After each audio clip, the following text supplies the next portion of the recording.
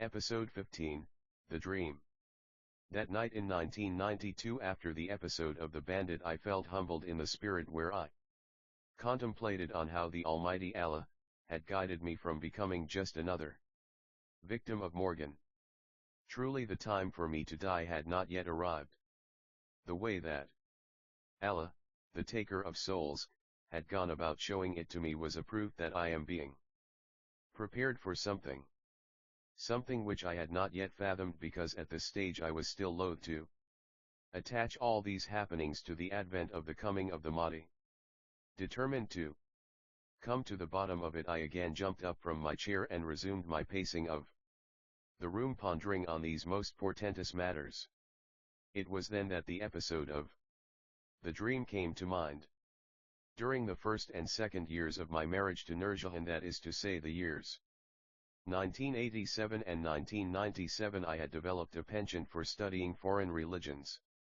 I studied the sister religions, then branched onto the Oriental ones. I also read widely on the occult sciences and studied and even attended some of the religious movements which was in vogue at that time. One such movement which I had attended was called Sant Mat. It has its origins in the East and teaches that absolution can only be found through the Master. The Master is the figurehead and is supposed to have impeccable qualities. It is claimed that he is the only one in contact with the Almighty, and at another level that he is the Almighty himself. At death he is succeeded by another master who had been prepared and designated for this task. Through this movement's communication channels, I had learned that the master was in Cape Town on a short visit. I was intrigued by this highfalutin claims about the master and determined to go and see what he looked like, to hear what he has to say, and if possible to meet him. Their religious gathering was held one Sunday afternoon on the foreshore in Toolback Square, Cape Town. When I arrived there, a guy immediately latched onto me and asked me what I had come looking for. Somehow or another he knew that I was a Muslim, and this was like a red flag to a bull. At first I did not answer him, but he was persistent. To get him off my back, I told him that I came looking for the same thing he came looking for. Then he asked me if I had come looking for God. I shot back that God is everywhere, implying that it is not necessary for me to come looking for him. He answered back and said that he knows that God is everywhere, but that I had come there looking for a conduit towards God. Not wanting to be embroiled in further argument, I told him to please himself. Then he went on to tell me that he was a Jew.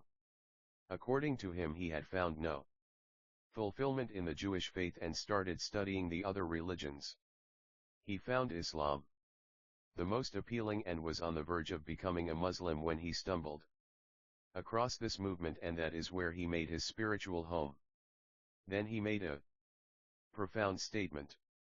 A statement that I had never ever forgotten, which I suppose I will never ever forget. He said Islam had it but had lost it. I asked him to be more specific, and he said, Islam was the religion of the saints, but its last saint had lived and died 800 years ago. Although I did not agree with him on the time frame, I was shocked because I realized that this man was talking the truth. The only thing that remained of the glorious religion of Islam was contained in its writings. At most, the adherents of this beautiful faith only paid lip service to its tenets. I did not know how to remedy the situation. Then a melancholy settled over me. I took my leave from this man and filed into the hall to await the master and listen to the lecture. The master never turned up, and we had to listen to a talk given by one of his disciples. Halfway through the lecture, I had already come to an understanding of the basic principles and fundamentals of this religious group. Without a doubt, this movement teaches and encourages its followers to live saintly lives, which is all well and good. Maybe they are all paragons of virtue, and about this Allah on high knows best. Sad to say, the foundation of their belief is flawed, because their concept of Allah is Wrong. They had put the Master on an equal footing with Allah, Most High. I say. And I stand on this and I testify to this. Allah is independent of His creation. If it is His will, He can create millions of masters, and if it is His will, He can destroy millions of masters. Allah does not and has no need to share power with anybody whatsoever. The lecture was still ongoing when I stood up and left, never to return. All these books that I were reading, especially those dealing on the occult, had plummeted me into another phase. They had awakened in me the desire to travel and explore the spiritual worlds and the other realms on high. Meticulously and diligently I followed all the instructions and requirements necessary to achieve this aim. After the conversation which I had with this man at the Sant Mat gathering, I became even more determined and redoubled my efforts to achieve an altered state of consciousness. I desperately wanted to experience some subliminal state of nearness to Allah on high. This time round I went the Islamic traditional route by singing the praises of Allah, Most High, which in Arabic is called zikr. Whenever I had the spare time, which was mostly on Saturday and Sunday afternoons, I would sit alone in the bedroom which I shared with my wife Nurjahan and make zikr. Most of the time Nurjahan was unaware of what I was doing, because she would either be visiting with her mother, or be somewhere in the house, socializing with my mother and my sisters. At first I would make zikr with open eyes, but when I got no results I started to make it with closed eyes. Never mind how hard I tried, there was nothing forthcoming, no lights, no altered states, no high, no nothing. I don't know why, but I seemed to think that the more darkness I made around me, the quicker I will get results. One Saturday afternoon I locked the door, closed the curtains and wrapped a cloth around my head to cover my closed eyes. I made sure that not a peep of light could come in from outside the cloth. Then I commenced by making zikr. After about 1 hour had gone by with nothing happening, I got inside the clothes cupboard to make doubly sure that no light from outside penetrates to my eyes. Then I started making zikr in earnest. It was 2 hours later when I finally emerged from the cupboard. In total I had spent some 3 hours making zikr with a band of cloth covering my eyes. I had experienced nothing out of the ordinary. Afterwards, contemplating on these matters, I realized that short of taking hallucinating drugs I was not going to have out-of-body experiences or such like. I definitely had no intention of taking any kind of drugs whatsoever. There and then I decided that I had had enough. No more delving into the occult and no more studying of foreign ideologies and philosophies. I decided that the old and trusted way is the best and settled back into the old groove. I think it was a few weeks later that I experienced the episode of the dream. I woke up from sleep and found myself lying on green. Somehow I just knew that this green consisted of a thin green sheet which is 1 centimeter thick. I just lay there, relaxing on this green sheet, contented to drink in this green. Gradually I became more aware of my surroundings and realized that it was just me lying on this green sheet and that it was very big. All of a sudden I knew that there was nothing under the sheet. It was not lying spread out on any surface, nor was there anything underneath it which propped it up. Then I saw that this sheet stretched into the distance in all directions from horizon to horizon. Still I was the only one on this sheet. There were no other humans, animals, insects, plant life, etc., only me and this green. I became more aware and realized that I was on a green sheet which was akin to a vast ocean of green, and that it stretched into all directions and reached into the vastness of space. I was alone and I became more aware of my aloneness, and loneliness settled over me. Then I perceived that it was only me and this incalculable vastness of a thin green sheet. that stretched on and on in awesome desolation, that went on ad infinitum. By now I was engulfed in loneliness which crept into every pore of my being. Then I realized that it was only me and this green sheet that existed in the whole of creation. There was nothing else, no stars, no planets, no nothing which the mind could conceive. I perceived that I was lying in the center of this green sheet wherever that might be felt. The loneliness became so unbearable that I could not handle it any more and I started to spiral out of control. It seemed that I was on the verge of drowning in a vast ocean of green and loneliness. I started to panic and flounder. At this point where I was going to be submerged in green and loneliness and panic was the only thing I had left, a voice spoke up. The voice said, "Sugeri, don't panic, you are in the cadre of Allahu Ta'alh." The exact words in Afrikaans were, "Sugeri moani panik ni jai is in die cadre van Allahu Ta'alh." As the voice spoke, a calmness settled over me and I saw this vast thin sheet of green 1 centimeter thick and which encompassed the whole of creation being rolled up. It was done so effortlessly and so quick that I can only describe it as being done as quick as the wink of an eye or even quicker still. In that quick space of time I was thrust back into the world of the senses and then I woke up and realized it was a dream. The very minute I was awake I became sad because I started to miss that voice which I had heard in my dream. I longed to hear it again. What can I say about this voice? How shall I describe it? I am afraid I am at a loss for words. For the next 6 months, up to a year, I mourned the loss of hearing that voice.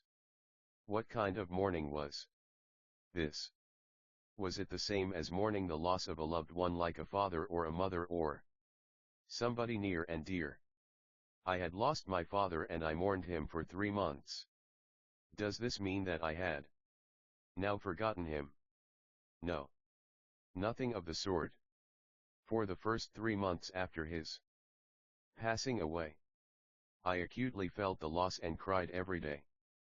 After that I had adjusted and continued with my life as before, but my father lived in my memory.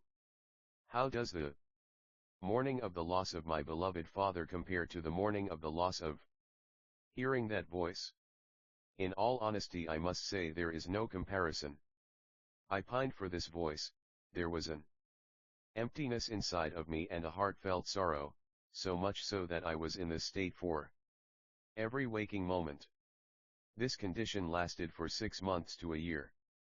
The wonder of this all is that I did not tell anybody about it. No. Nary a soul.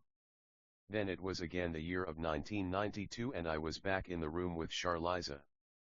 For the first time after so long, about 13 years later, I shared this dream with somebody else.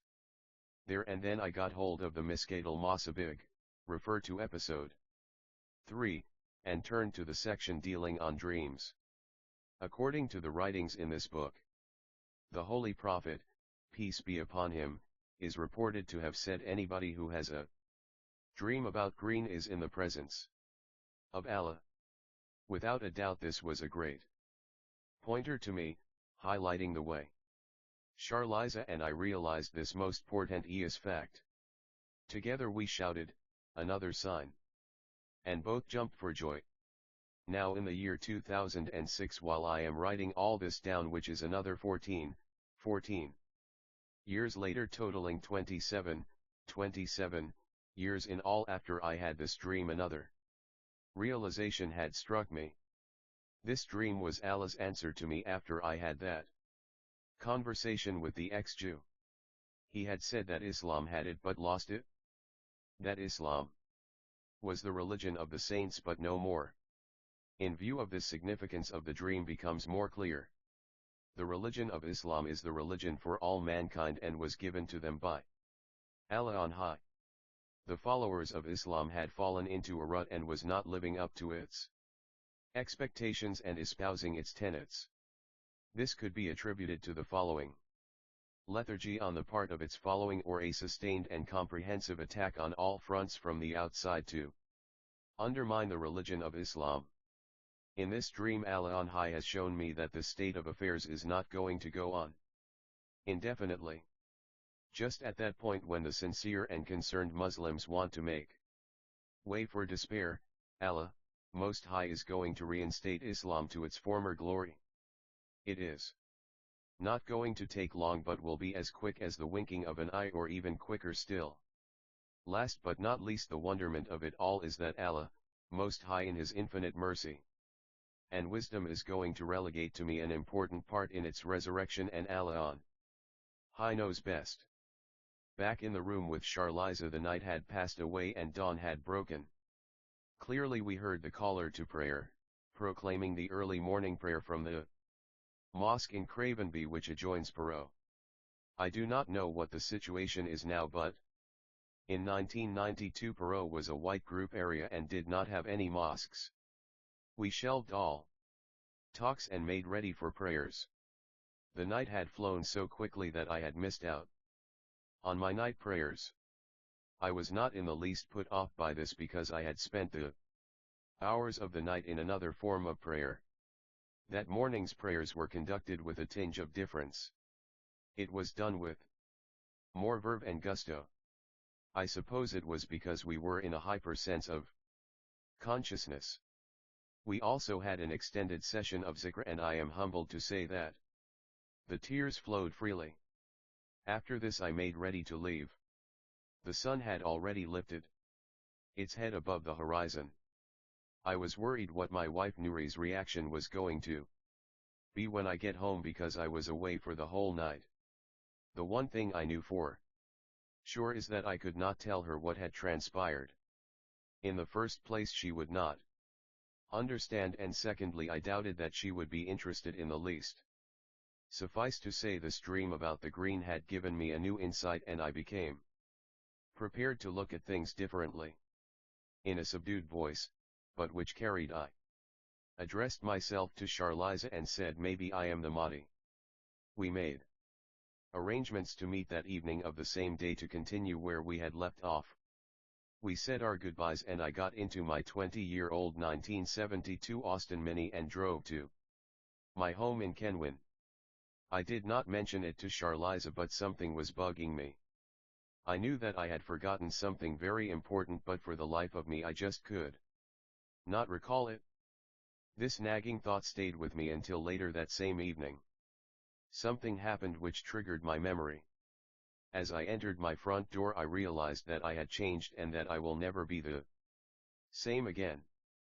Last night the old Sigeri had left, and this morning a new Sugary had returned. Gone would be the carefree days, the fun, and the laughter, and the overly concern with the pleasures and the mundane affairs of the world.